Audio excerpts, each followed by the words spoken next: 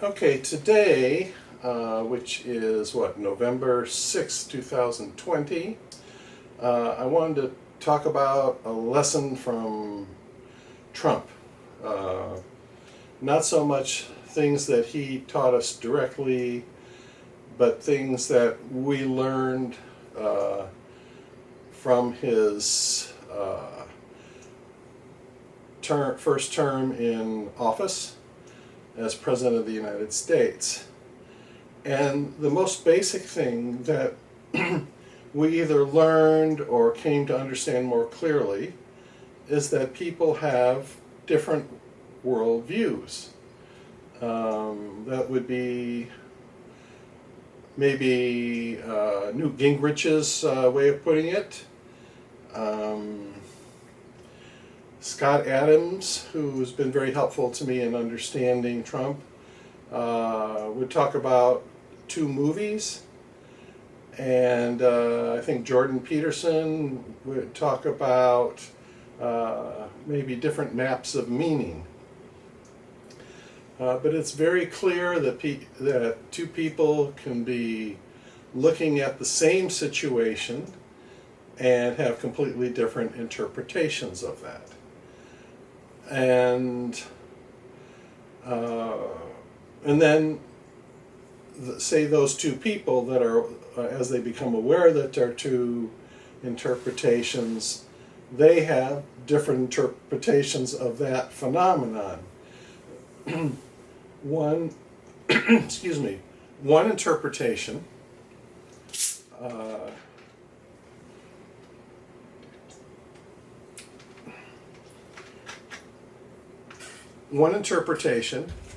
is that my worldview is correct and your worldview is wrong, and maybe the reason you're wrong is that you're stupid or evil or some sort of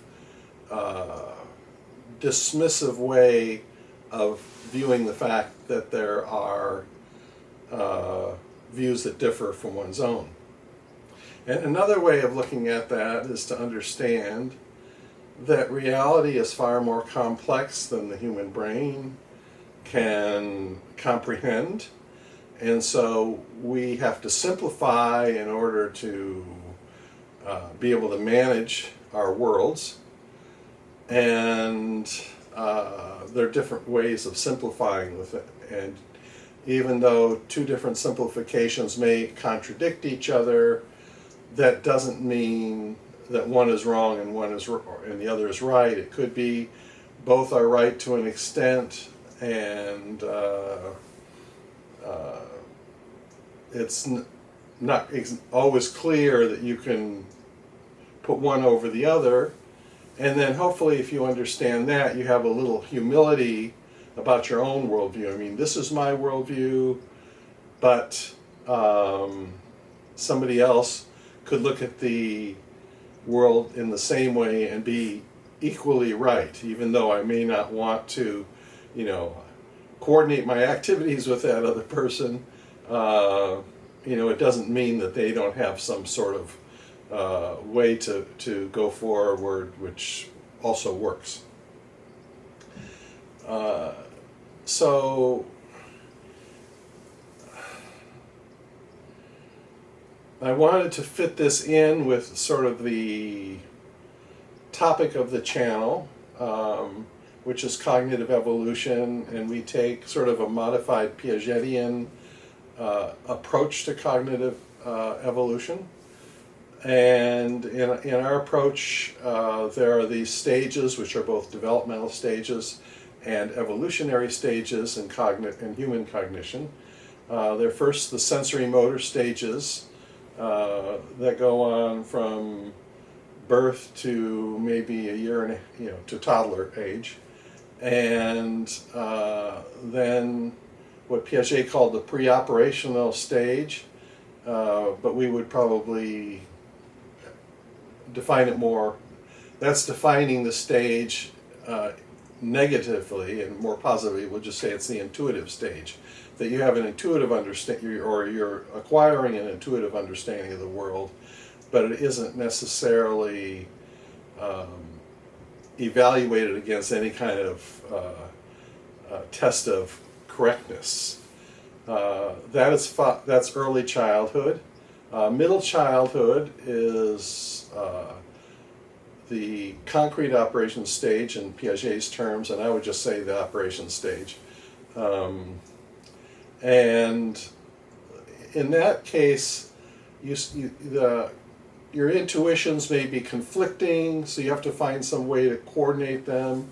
You find that, for example, some things compensate for others, and so certain transformations go on, but in those transformations something is conserved, so you develop some sort of you have concepts of properties that are conserved through transformations. You acquire ability to start seeing things, to better see things from other people's perspectives and coordinate your perspective with others so you can play these group games. And then there's the formal operations stage, which has operations upon other operations, and these allow you to build these systems or theories. And when we talk about people that, but at this stage, if you have your theory, you don't realize it's so much that it's a theory, you think that's reality. And at that stage, there's a lot of division among people, very intolerance of other people's idea that conflict with your own, because you feel you know reality, and anything that conflicts with that is something less good or maybe evil. And then we have a stage that Piaget didn't recognize as such, although he did talk about a structuralist movement, which is sort of related to what we're going to call the metasystem stage.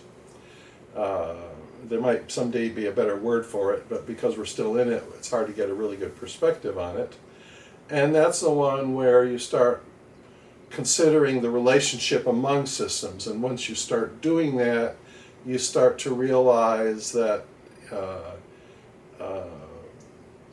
there's a little bit of separation between a system and maybe what it purports to represent, between theory and reality. The theory is not reality, the theory is a model of reality. And with that goes a little humility and maybe more opportunity to get along with others that differ from you. So what Trump has sort of,